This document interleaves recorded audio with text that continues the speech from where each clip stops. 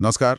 आज हम बिहार के एक ऐसे पुराने मामले की गहराइयों में उतर रहे हैं जिसने 1999 में आप कह सकते हैं पूरे सूबे को हिला कर रख दिया था और मतलब जिसकी गूंज आज भी कहीं ना कहीं सुनाई देती है। हम बात करें शिल्पी जैन और गौतम सिंह की मौत के केस की। हमारे पास इस उलझे हुए मामले से जुड़े कुछ लेख हैं, कुछ रिपोर्ट्स हैं और हमारा इरादा यही है कि इन दस्तावेजों को पलट कर देखें कि आखिर कौन से तथ्य, कौन से सवाल और वो कौन से विवाद हैं जो इस कहानी को आज भी इतना पेचीदा बनाए हुए हैं। बिल्कुल। और ये सिर्फ दो नौजवानों की मौत की कहानी भर नहीं है। जैसा आपने कहा, ये कहानी उस दौर के बिहार की है। वहाँ की सियासत, वहाँ का माहौल, शक और सवालों का एक पूरा जाल बुना हुआ था इसमें। हमारे यहाँ जो भी जानकारी लगी है, मतलब जो स्रोत हमारे पास है, उनके आधार पर हम ये समझने की कोशिश करेंगे कि कैसे एक प्रेम कहानी का अंत इतना भयानक हो गया, फोरेंसिक सबूतों पर इतने सवाल क्यों उठे और फिर राजनीतिक गलियारों में इसकी क्या फुसफुसाहटें थीं। ये मामला ये ऊपर से जितना सीधा लगता है उतना है नहीं, बहुत परतें हैं इसमें। तो चलिए किरदारों से शुरू करते हैं फिर। कौन थे ये लोग? पहली हैं शिल्पी जैन। 23 साल की एक होनहार लड़की थी, पटना वुमेन्स कॉलेज की छात्रा, कंप्यूटर कोर्स कर रही थी और ये भी कि मिस पटना का खिताब भी जीत चुकी थी। हाँ, और उनके पिता उज्जवल कुमार जैन पटना के जाने माने व्यवसायी थे। उनकी कपड़ों की दुकान थी शहर में, कमला स्टोर्स। काफी प्रतिष्ठित परिवार था। और दूसरा नाम है गौतम सिंह का। उम्र करीब 20-22 साल रही होगी। उनके पिता डॉक्टर BN सिंह, वो लंदन में डॉक्टर थे। गौतम छुट्टियों में भारत आए हुए थे, अपनी छुट्टियां शायद बढ़ाई थी उन्होंने। हाँ, और यहीं भारत में ही उनकी मुलाकात शिल्पी से हुई किसी इवेंट में। और जैसा कि रिपोर्ट्स बताती हैं, दोनों के बीच नजदीकियां बढ़ीं, एक रिश्ता बना। एक और बात, गौतम उस वक्त की जो सत्ताधारी पार्टी थी, राष्ट्रीय जनता दल यानी RJD, उसकी युवा शाखा से भी जुड़े हुए थे। ये कनेक्शन जानना जरूरी है क्योंकि आगे चलकर ये काफी अहम हो जाता है। बिल्कुल। तो ये तो हुए किरदार। अब आते हैं घटना पर। तारीख थी 2 जुलाई 1999।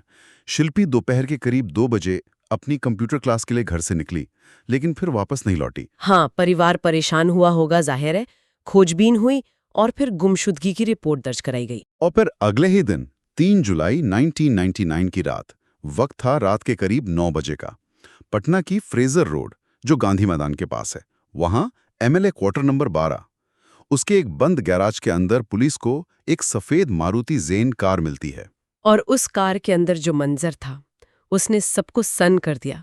कार में 2 शव थे, अर्धनग्न हालत में। और ये शव शिल्पी जैन और गौतम सिंह के थे।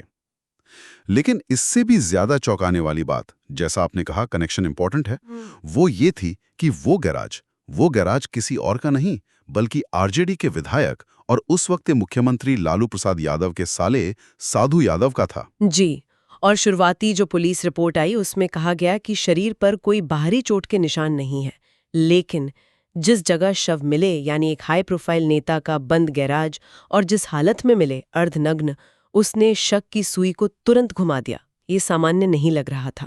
और जैसे ही ये खबर बाहर आई, पटना में तो जैसे भूचाल आ गया। शहर में जबरदस्त विरोध प्रदर्शन होने लगे, कैंडल मार्च निकाले जाने लगे। लोग गुस्से में थे, इंसाफ की मांग कर रहे थे। और ये वो दौर भी था, याद रखना होगा, जब बिहार में अपराध की घटनाएं काफी बढ़ी हुई थी। मीडिया और विपक्ष अक्सर इसे जंगल राज का नाम देते थे। तो इस घटना ने मतलब उस धारणा को और मजबूत कर दिया। बिल्कुल। और शुरुआती पुलिस जांच पर भी तुरंत उंगलियां उठने लगीं। आरोप लगे कि भाई घटनास्थल यानी वो गैराज, उसके साथ छेड़छाड़ की गई है, सबूत मिटाने की कोशिश हुई है। हाँ, और एक और अजीब बात हुई। गौतम सिंह का जो शव था, उसका अंतिम संस्कार बहुत जल्दबाजी में कर दिया गया। यहाँ तक कि उनके परिवार की मंजूरी का भी इंतजार नहीं किया गया, ऐसा कहा जाता है। और फॉरेंसिक रिपोर्ट तो आई भी नहीं थी तब तक, और पुलिस ने कहना शुरू कर दिया कि ये आत्महत्या का मामला लगता है। ये जो प्रक्रियात्मक चूकें थी ना, इन्होंने शुरू से ही मामले को संदिग्ध बना दिया। ऐसा लगा जैसे किसी नतीजे पर पहुंचने की बहुत जल्दी हो। और शिल्पी के परिवार ने, उन्होंने पुलिस की इस थ्योरी को सिरे से खारिज कर दिया। उनका साफ कहना था कि ये आत्महत्या नहीं है, ये हत्या है, और शायद सामूहिक बलात्कार भी। उनकी बेटी ऐसा कर ही नहीं सकती। जमदबाव बहुत बढ़ गया था। राजनीतिक गलियारों में भी खूब हलचल थी। आखिरकार सितंबर 1999 में तत्कालीन राबड़ी देवी सरकार, जो लालू यादव के बाद मुख्यमंत्री बनी थी, उन्हें ये केस CBI को सौंपना पड़ा। हाँ, सेंट्रल ब्यूरो ऑफ इन्वेस्टिगेशन को।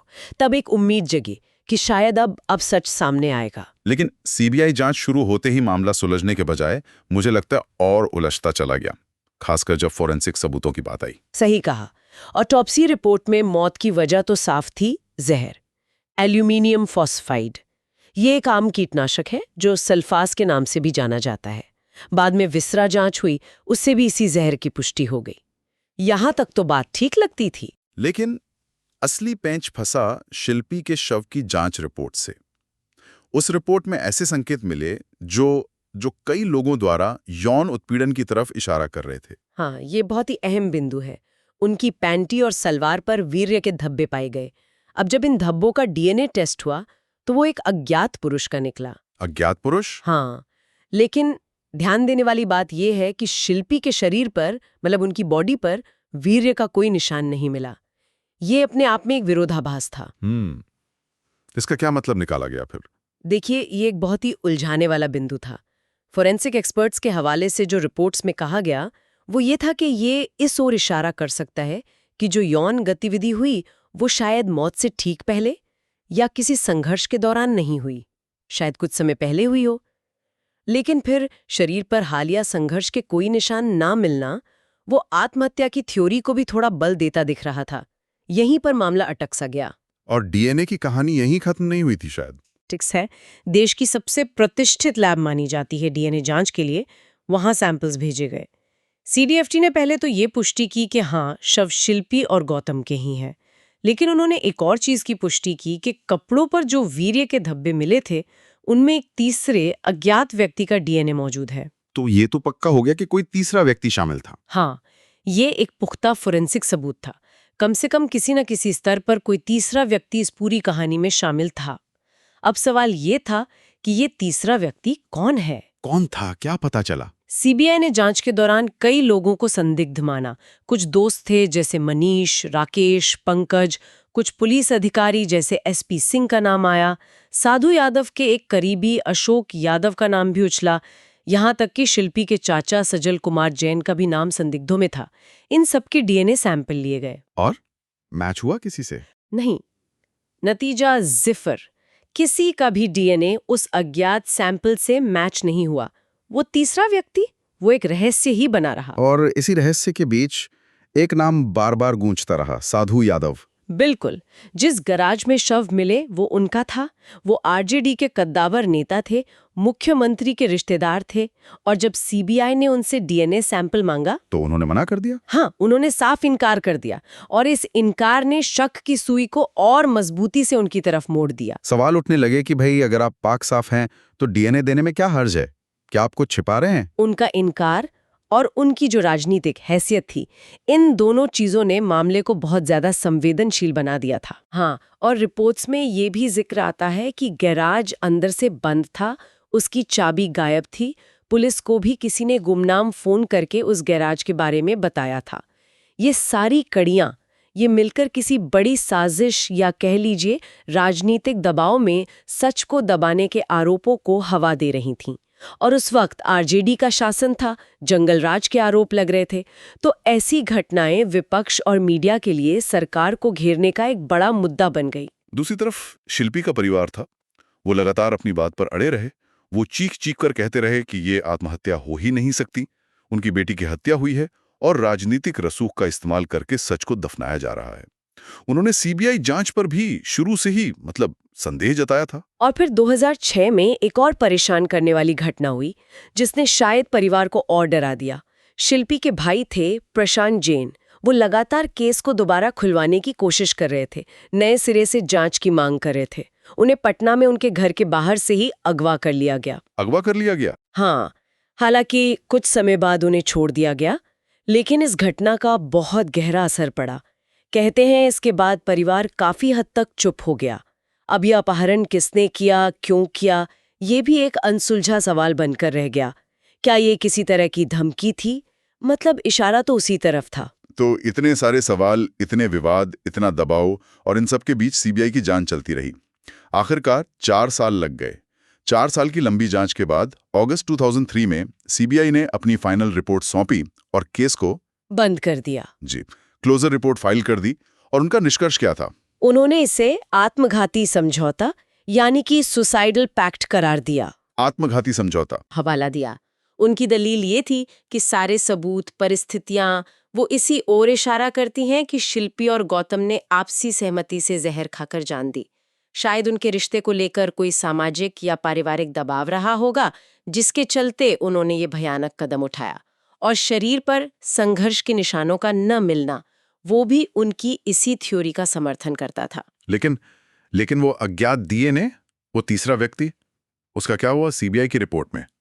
सीबीआई ने उस अज्ञात डीएनए वाले सबूत को ये कहकर एक तरह से खारिज कर दिया कि वो वीर्य संभवतः पहले का था, मतलब प्रायर इनकाउंटर्स का नतीजा हो सकता है। उनका मानना था कि उसका मौत की घटना से सीधा कोई संबंध नहीं था। ये किसी पुरानी यौन गतिविधि का नतीजा हो सकता है जिसका इस कथित आत्महत्या से कोई लेना देना नहीं है। जाहिर है सीबीआई का ये निष्कर्ष ये बेहद विवादास्पद रहा होगा, बहुत ज्यादा। शिल्पी के परिवार ने इसे तुरंत खारिज कर दिया। कई आलोचक थे, पत्रकार थे, सामाजिक कार्यकर्ता थे, उन्होंने भी सीबीआई जांच पर गंभीर सवाल उठाए।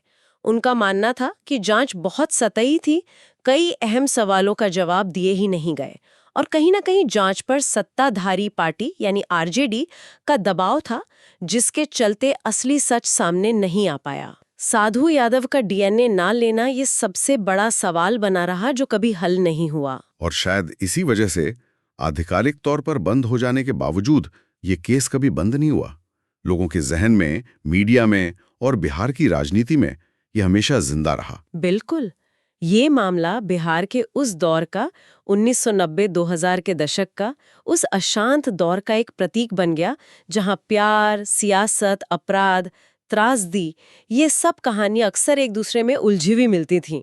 सीबीआई ने भले ही इसे आत्महत्या कह दिया, लेकिन परिवार का लगातार विरोध, फॉरेंसिक रिपोर्ट की वो अजीबोगरीब बातें, साधु यादव का नाम और उनका डीएनए देने से इनकार, फिर प्रशांत जैन का अपहरण, ये सब मिलकर एक ऐसा धुंधलका पैदा करते हैं जो आज भी बरकरार है। हाँ, और वो सवाल आज भी हवा में तैर रहे हैं, जिनका जवाब शायद कभी मिला ही नहीं। आखिर वो गैराज ही क्यों चुना गया? अगर आत्महत्या ही करनी थी तो इतनी हाई प्रोफाइल और विवादित जगह क्यों? साधु यादव ने डीएनए देने से क्यों इनकार किया? अगर वाकई उनका कोई लेना देना नहीं था, प्रशांत जैन को किसने और क्यों अगवा किया? और सबसे बड़ा सवाल, कपड़ों पर मिला वो तीसरा अज्ञात डीएनए आखिर किसका था? ये केस आज भी एक मिसाल की तरह पेश किया जाता है जब भी बिहार के उस दौर की बात होती है जिसे जंगल राज कहा गया। इस पर डॉक्यूमेंट्रीज बनी हैं, क्राइम शोज जैसे कि क्राइम तक ने भी इसका विश्लेषण किया है, किताबों में इसका जिक्र आता है।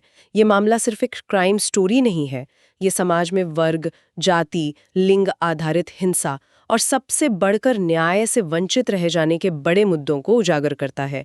ये दिखाता है कि कैसे कुछ मामले वक्त के साथ सिर्फ कानूनी फाइलों में दफन नहीं होते, बल्कि वो समाज की सामूहिक स्मृति का, कलेक्टिव मेमोरी का हिस्सा बन जाते हैं। और ये स्मृति कितनी ताज़ा है, इसका अंदाजा इसी बात से लगता है कि दशकों बाद अभी हाल ही में सितंबर 2025 में ये मामला एक बार फिर सुर्खियों में आ गया। हाँ, जब जन सुराज पार्टी के संस्थापक प्रशांत किशोर ने पटना में एक प्रेस कॉन्फ्रेंस की और बिहार के उप मुख्यमंत्री सम्राट चौधरी पर निशाना साधते हुए उन्हें हटाने की मांग के संदर्भ में उन्होंने शिल्पी गौतम कांड का जिक्र कर दिया। उन्होंने इसे राज्य की मौजूदा कथित कानून विहीनता और इतिहास के जो अनसुलझे अन्याय हैं, उनसे जोड़ने की कोशिश की। इस राजनीतिक बयान ने जैसे सोए हुए जिन को फिर से जगा दिया। बिल्कुल। रेडिट और एक्स, जो पहले ट्विटर था, जैसे सोशल मीडिया प्लेटफॉर्म्स पर अचानक इस केस को लेकर फिर से बहस छिड़ गई। लोग पुरानी कड़ियों को जोड़ने लगे, नई जांच की मांग उठने लगी। हालांकि इस बयान के बाद कोई आधिकारिक कार्रवाई या जांच की घोषणा तो नहीं हुई है, लेकिन ये दिखाता है कि 25 साल बाद भी ये मामला कितना संवेदनशील है और लोगों के मन में इसके जख्म और सवाल कितने गहरे हैं। तो कुल मिलाकर देखें तो शिल्पी जैन और गौतम सिंह की मौत की कहानी आज भी एक अनसुलझी पहेली की तरह ही है। कागजों पर, आधिकारिक तौर पर ये एक दुखद प्रेम कहानी है जिसका अंत आत्महत्या में हुआ।